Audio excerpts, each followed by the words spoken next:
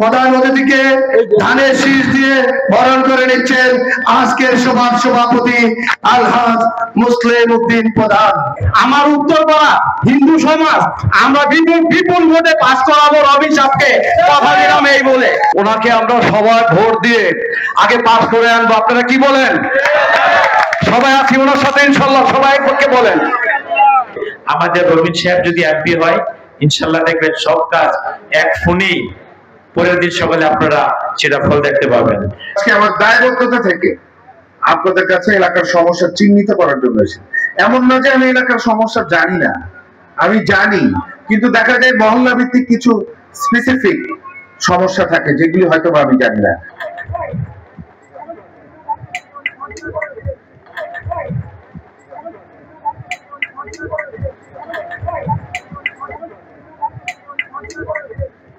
এখানে নানা রকম সমস্যায় আমরা গত 16 বছর যাবৎ সাফার করতেছি। তার মধ্যে সবচেয়ে বড় সমস্যাটা হলো আমাদের জুরাইন রেলগেট বিক্রমপুর প্লাজার সামনে। হ্যাঁ, এখান দিয়ে আমরা কোনোভাবেই স্কুল কলেজে বাচ্চাদের নিয়ে যেতে পারতেছি না। বিশেষ করে যদি কেউ মারাও যায় তাকে নিয়েও আমরা ওখানে নিতে আমাদের কষ্ট হচ্ছে। আমাদের মসজিদের সভাপতি সাহেবের নাতনি কিছুদিন আগে আসগর আলী হাসপাতাল বন্ধ নেওয়ার আগেই উনি ওখানে ইন্তেকাল করে গেছে। এটা আমাদের 53 নম্বর ওয়ার্ড কোন আমাদের পুরো জুরাইনে কোন নেতার অভাব নাই, কেউ এটা সমাধান করার জন্য এগিয়ে আসে না। আমাদের গ্যাসের সমস্যা, হ্যাঁ, এটা নিয়ে আমরা বড় সাফার করতেছি। তবে ধন্যবাদ আপনাকে, কিছুদিন পূর্বে আপনি আমাদের সাথে ওই রায়েরবাগ আমাদের সবাই একত্রিত হয়ে গেছি, তারপরে কিছুটা আমাদের ডেভেলপ হয়েছে। আপনি যথেষ্ট তেজগাঁও অফিসে গেছেন সেটা আমরা খবর পেয়েছি, অবশ্যই আমরা কৃতজ্ঞ প্রকাশ করব। আমরা অনেক আনন্দিত যে আমরা ঢাকা মহানগর দক্ষিণের সদস্য সচিব আলহাজ তানভীর আহমেদ রবিন স্যারকে আমরা পাইছি। দীর্ঘদিন যাবৎ আমাদের এই এলাকায় আমরা একটা জিনিস মানে খুবই সাফার করতেছি, সেটা হচ্ছে মাদকের একটা বিশাল একটা ছত্রছায়া কাজ করতেছে। এর পিছনে কারা আছে এবং সেটা মানে প্রশাসনের সহযোগিতা করা উচিত, প্লাস উন্মুক্ত করা উচিত এবং তাদেরকে যত দ্রুত সম্ভব আইনের আওতায় আনা উচিত। কিশোর গ্যাংয়ের যে ব্যাপারটা দিনে দিনে তারা আরো বেশি হচ্ছে। আমরা সাধারণ জনগণ চাচ্ছি যে রাজনৈতিক ছত্রছায়া তারা যেন কোনোভাবে সাড়া দিতে না পারে, এইটা আমি আপনার কাছে মানে বিশেষ অনুরোধ করতেছি। এখানে আপনি হয়তো অবাক হবেন যে এত দাবি কেন। দাবি তার কাছেই করে যিনি কিছু দিতে পারেন। আমরা আশাবাদী আপনি আমাদেরকে কিছু দিতে পারবেন, সেই কারণে আমরা আজকে অনেক দাবি নিয়ে আপনার দরবারে হাজির হয়েছি। নিয়ন্ত্রণহীন এই যে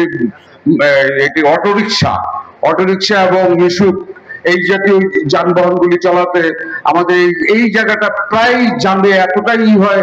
আমাদের মসজিদের সভাপতি সাহেবের নাতনি মারা গেছেন একটু আগে, আপনি শুনছেন। এরকম অনেক ধরনের অ্যাক্সিডেন্টই হচ্ছে যেটা আমরা সবকিছু জানি না হয়তো। তাই বিষয়গুলি যদি আপনি লক্ষ্য করে ব্যবস্থা নেন আমরা কৃতজ্ঞ হব।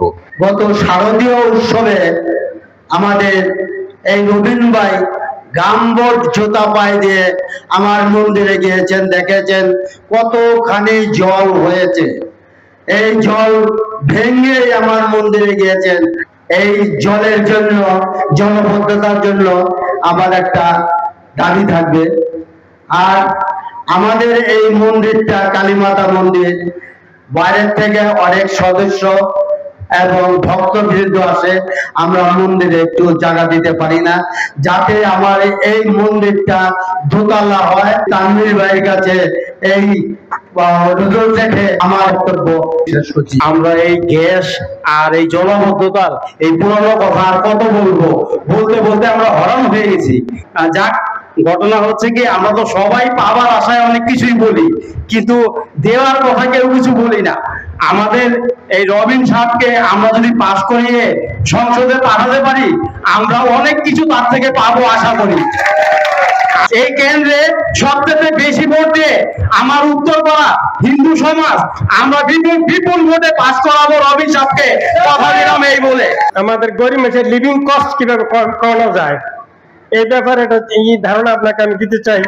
যে ব্যাংকগুলি এখন যেভাবে ডলারে প্রফিট করে, তারা প্রতি টাকা, ব্যাংকগুলো বড় লোকের প্রতিষ্ঠান, তারা তাদের প্রফিটের চিন্তাই করে, জনগণের কথা তারা চিন্তা করে না। আপনি যদি ওখানে একটু চিন্তা করেন যে ডলারের প্রফিটটা যদি একটু কমে আনতে পারেন, তাহলে যে ইম্পোর্ট এক্সপোর্ট কস্টিং কমে যাবে, এতে করে জিনিসের দাম কমবে, মার্কেট 10 থেকে 20% মার্কেট প্রাইস আপনি কন্ট্রোল করতে পারবেন।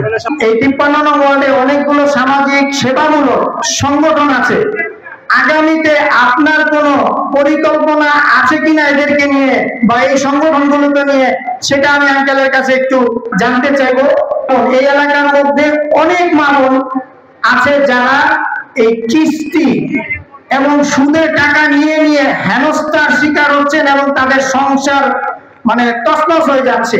আল্লাহর রহমতে যদি আপনি ঢাকা 4 আসনের এমপি মনোনীত হয়ে সংসদে যেতে পারেন, নারী কল্যাণে আপনার ভূমিকা কতটুকু থাকবে, কি থাকবে জানতে চাই।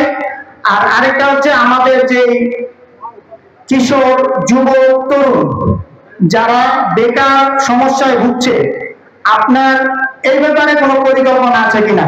আমাদের এখানকার যারা আছেন ওনারা সবসময় ধানের শীষে ভোট দেয়, কারণ ওনাদের কেন্দ্রে আমি থাকি আরকেতে আওয়ামী লীগের সময় তারা বিএনপি কে ভোট দিয়েছে ধানের শীষে, আর আপনাকে তো অবশ্যই দিবে, সবসময় দিবে এবং দিবে আরকেতে আপনাকে ভোট গণে দেবেন, পাস করে যাবেন ইনশাআল্লাহ। রবিন ধানের শীষের পক্ষে নির্বাচন করবেন। ওই নির্বাচনে যদি আপনারা ওনাকে বিপুল ভোটে জয়লাভ করেন, তাহলে আপনাদের সকল সমস্যা 100 থেকে 1000% রাঘব করতে পারবেন। আমরা উনি কিন্তু একজন বিচক্ষণ মানুষ, ওনাকে আমরা সবাই ভোট দিয়ে আগে পাস করে আনবো। আপনারা কি বলেন? সবাই আছি ওনার সাথে ইনশাল্লাহ, সবাই পক্ষে বলেন। আমরা চেষ্টা করব আমাদের কেন্দ্রে আপনাকে ইনশাল্লাহ জয়যুক্ত করে নিয়ে আসবো।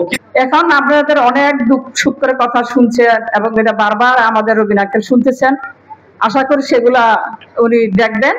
আমি আশা করব যে আপনারা যারা আছেন, যারা আপনারা এখানে আছেন, তারা প্রত্যেকেই একজন রবিন হয়ে কাজ করবেন। আমরা যদি বলি রবিনের তো আর কাজ করবে না সবার জায়গায়, সেটা আমরা রবিন হয়ে কাজ করতে হবে। আমরা যদি সত্যিকার ভাবে কাজ করি, তাহলে আমাদের এই দানের শীষের বিকল্প কিছু হবে না। আমরা আশা করবো আপনারা যদি চেষ্টা করেন, একটু চেষ্টা করেন, তাহলে কিন্তু আমাদের দানের শীষের প্রতীক আমাদের তানভীর আহমেদ রবিন আমাদের যদি এমপি হতে পারে, তাহলে আপনাদের যে সমস্যার কথাগুলো বলছেন উনি সমাধান করতে পারবে ইনশাল্লাহ। সংসদে গেলে তো বলার জায়গা থাকবে, সংসদ থেকে আগে ওনার পাঠাইতে হবে। পাঠানোর প্রক্রিয়া কি? আপনারা ভোট দিবেন, আপনারা ভোট দিলেই কিন্তু উনি পাস, আর পাস করতে পারলে আপনাদের এই যে দুঃখ দুর্দশা গুলো আছে বলতে পারবেন। আসলে রবি সাহেব কিন্তু নির্বাচিত প্রতিনিধিও না, উনি এখনো একটা বিরোধী দল বা একটা দলের নেতৃত্ব দিচ্ছেন। এ ব্যাপারে আমি জানি যে যদি আগামীতে আমাদের দল ইনশাল্লাহ ক্ষমতা আসবে এবং আমাদের রবিন সাহেব এমপি হলে, তখন ওনার যে সর্বোচ্চ সুপ্রিম পাওয়ারটা উনি ব্যবহার করতে পারবে। আমাদের রবিন সাহেব যদি এমপি হয়, ইনশাল্লাহ দেখবেন সব কাজ এক ফোনেই পরের দিন সকালে আপনারা সেটা ফল দেখতে পাবেন। আসলে বাংলাদেশের প্রশাসন ক্ষমতা না থাকলে পুরোপুরি কথা শুনতে চায় না। আমাদের দেশের এটা একটা বিগত 50 বছরের প্রশাসনে আমলাদের একটা চরিত্র, এটা আপনারা সবাই বুঝেন। তাই আমি এই ইসলামাবাদের সন্তান, এখানে আমার জন্ম, এখানে আমার বাবা বাড়ি করছে 1967 সালে। এই মাদ্রাসা এই বছর থেকে স্থায়ী কেন্দ্র হয়ে গেছে। এই কেন্দ্রে আমরা 110টা কেন্দ্রের মধ্যে সর্বোচ্চ ভোট দিয়ে আমরা তাকে নির্বাচিত করবো ইনশাল্লাহ। আপনারা সবাই বিলাত করলে আমার নেতাকে কথা দেন ইনশাল্লাহ। সব সমস্যা ওনারা অবগত আছেন এবং ওনারা এই যে এইভাবে আপনাদের সাথে মত বিনিময় করে সমস্ত সমস্যার সমাধান করতেছেন। ওনার পক্ষে যেগুলা করা সম্ভব আমাদের নেতা কর্মীদের মাধ্যমে, ওনার মাধ্যমে যেগুলা করা সম্ভব নির্দেশ দিয়ে ওনারা তাৎক্ষণিকভাবে সমস্যার সমাধান করতেছেন এবং এটা দীর্ঘদিন ধরে করতেছেন। আমরা আশা করি আগামী দিনে আমরা সবাই দীর্ঘদিন ভোট বঞ্চিত, আগামী দিনে যে ভোট আসতেছে সেই ভোটে আমরা রবিন সাহেবকে দানের শীষে ভোট দিয়ে, এবং এই এলাকা আমরা দীর্ঘদিন বসবাস করি, এখানেই বৈশাখ আপনাদেরকে অনেক গল্প শোনাইছে, 500 কোটি টাকা বরাদ্দ হয়ে গেছে বলছে না, হ্যাঁ 400-500 কোটি টাকা বরাদ্দ হয়ে গেছে। কই 400-500 কোটি টাকা দেখছেন আজকে 16-17 বছরে? দেখেন নাই, কোনো কাজই দেখেন নাই। সুতরাং আমরা এটা না, রবিন সাহেব একজন দক্ষ লোক কাজের জন্য, এবং তারেক রহমানের নির্দেশে তারেক রহমানের সাথে যে সম্পর্ক, সালাউদ্দিন সাহেব এমপি সালাউদ্দিন সাহেব যে উন্নয়নের রূপকার, ইনশাআল্লাহ তারেক রহমানের সাথে যে তারেক রহমান আমাদের চেয়ারম্যানের সাথে আমাদের রবিন সাহেবের যে সম্পর্ক, ইনশাআল্লাহ আগামী দিনে আমাদের ভবিষ্যতের জন্য, আমাদের ভবিষ্যৎ প্রজন্ম, আমরা বসবাস করে এখানে বাড়িঘর করছি, ভাড়া থাকি 30 বছর 40 বছর 50 বছর, ইনশাআল্লাহ আগামী প্রজন্মের জন্য, আগামী আমাদের সন্তানের জন্য একটা সুন্দর ঢাকা 4 আসন একটা মডেল শহর হিসেবে রূপান্তর করবে তানভীর আহমেদ রবিন সাহেব। তানভীর আহমেদ রবিন সম্পূর্ণ আলাদা। উনি এলাকার সমস্যার সমাধান করতে চান, এলাকায় কাজ করতে চান, এবং উনি যদি সংসদ সদস্য নির্বাচিত নাও হয় তাহলেও উনি এই কাজগুলি সম্পূর্ণ করার জন্য উনি ব্যক্তিগতভাবে যতটুকু সম্ভব আপনাদের পক্ষে থাকবে এবং কাজ করবে, এটা ওনার অঙ্গীকার। আগামী জাতীয় সংসদ নির্বাচনে বিএনপি মনোনীত এবং ঢাকা এবং আগামী দিনে যার স্বপ্ন ঢাকাকে আধুনিক ঢাকা চাইলে রূপান্তরিত করবে, সেই তানভীর আহমেদ রবিনকে দানের শেষে ভোট দিয়ে জয়যুক্ত করলে ইনশাআল্লাহ আমাদের সকল সমস্যার সমাধান হবে।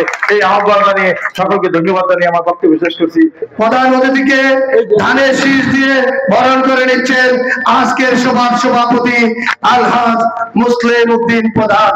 গ্যাসের সমস্যা, পানির সমস্যা, বিভিন্ন সমস্যা জর্জরিত আমাদের এলাকায়। তো আজকে অনেক সমস্যা এলাকার, সকল সমস্যা এমনিতেই ঠিক হবে না। এখানে আমাদের সামাজিক ভাবে একটু উদ্যোগ প্রয়োজন। এই 53 নম্বরের সবচেয়ে বড় সমস্যা জলাবদ্ধতা। অন্যান্য আরো অনেক বড় সমস্যা আছে, কিন্তু সবচেয়ে বড় সমস্যা জলাবদ্ধতা। যদি বৃষ্টি হয় সবার আগে দেখা যায় আমাদের 53 নম্বর ওয়ার্ডের অলি গলি পানিতে ডুবে যায়। এবং যদি আপনি শতকরা হিসাবে রাস্তাঘাট হিসাব করেন, আমি বলবো যে শতকরা 90% বেশি রাস্তাঘাট পানির নিচে চলে যায়। এলাকার পানি থাকার কারণে এখানে ডেঙ্গু, এখানে চিকুনগুনিয়া, বিভিন্ন পানিবাহিত রোগে আমাদের এলাকার মানুষ রোগে আক্রান্ত হচ্ছেন, এবং অনেক মানুষ, আমাদের অনেক স্বজনরা তারা মৃত্যুবরণ করেছেন। একটার সাথে আরেকটা জড়িত হয়। আমাদের স্বজনরা এখানে অসুস্থ হচ্ছে, কিন্তু ওই যে বলেছেন আমাদের এই মসজিদ কমিটির ওনার নাতি এখানে রাস্তা থেকে বের হতে পারেনি, এখানে মৃত্যুবরণ করেছেন। কত মর্মান্তিক আমাদের এলাকার অবস্থা। প্রিয় এলাকাবাসী, মানে আপনারা বলেছেন যে এই অটো রিক্সার ব্যাপারে, আপনারা বিক্রমপুর প্লাজার সামনে হকার্সদের কথা বলেছেন। কিছুদিন আগে আপনারা হয়তো জেনেছিলেন যে এখানে পুলিশের ঊর্ধ্বতন কর্মকর্তা, সিটি কর্পোরেশনের ম্যাজিস্ট্রেট সহ অনেকে এখানে এসেছিলেন তাদেরকে উচ্ছেদ করার জন্য, এবং তারা উচ্ছেদ হয়েছিল। কিন্তু তারা দেখা গেছে যে সপ্তাহখানিক পরে আবার ফিরে আসছেন, এবং পুলিশ আবার তাদেরকে গেলে উঠিয়ে দিচ্ছেন, পুলিশ সরে গেলে আবার এখানে উঠে আসছেন। আপনারা এখানে মাদকের কথা বলেছেন। আপনারা আমাকে দয়া করে এই কিশোর গ্যাংয়ের নেতৃত্ব কারা দিচ্ছে সেই নেতাগুলিকে আমাকে চিহ্নিত করে দেন। আপনাদের আমি সকল অভিযোগ আমি লিপিবদ্ধ করেছি। এক ভাই আমাকে প্রশ্ন করেছেন, সামাজিক সংগঠনে 3টি প্রশ্ন করেছেন। নারীদের জন্য আমরা কি করব, যুবকদের জন্য আমরা কি করব। আমরা চেষ্টা করব বিভিন্ন পদক্ষেপ গ্রহণের মাধ্যমে আমাদের এলাকার মানুষকে কিভাবে প্রশিক্ষিত করা যায়, যাতে তারা হয়তোবা সরকারি কোনো চাকরিতে উপযুক্ত হতে পারে, হয়তোবা তারা কোনো ব্যবসায়ী উদ্যোক্তা হতে পারে, নতুন উদ্যোক্তা হতে পারে। বিভিন্ন বিষয়ে আমাদের এলাকার, বিশেষ করে তরুণদের জন্য, আমাদের কন্যা সন্তান যারা আছে তাদের জন্য, আমাদের নারীদের জন্য কিভাবে তাদেরকে বিভিন্ন বিষয়ে প্রশিক্ষণ দিয়ে তাদেরকে উপযুক্ত, তাদেরকে সক্ষম করা যায়, সেই বিষয়ে আমাদের একটি ধারণা আছে, এবং আমরা সেই বিষয়ে পদক্ষেপ গ্রহণ করার চেষ্টা করব। যারা আপনারা সুদের ব্যবসা করে থাকেন এবং কিস্তিতে আমাদের এলাকার মানুষকে, আপনাদের স্বজনদেরকে, আপনাদের প্রতিবেশীদেরকে আপনারা লোন দিয়ে থাকেন, আমি একজন মানুষ হিসেবে আপনাদের কাছে অনুরোধ করব, যারা আপনারা করেন, মানুষের সাথে জুলুম করেন না, আপনারা মানুষের উপরে নির্যাতন করবেন না। আপনারা মানুষকে যেহেতু লোন দিয়েছেন সেটার জন্য আপনাদেরকে সময় দেওয়ার জন্য আমি অনুরোধ করবো, যাতে নির্যাতিত না হয় আমার এলাকার মানুষ। আজকে আমার দায়বদ্ধতা থেকে আপনাদের কাছে এলাকার সমস্যা চিহ্নিত করার জন্য এসে, এমন না যে আমি এলাকার সমস্যা জানি না, আমি জানি, কিন্তু দেখা যায় মহল্লা ভিত্তিক কিছু স্পেসিফিক সমস্যা থাকে যেগুলি হয়তো আমি জানি না। তাই আমি কিন্তু একটা ওয়ার্ডে আসছি না, আমি একটা ওয়ার্ডের মহল্লায় মহল্লায় যাচ্ছি যে এই মহল্লার সমস্যাটা কি।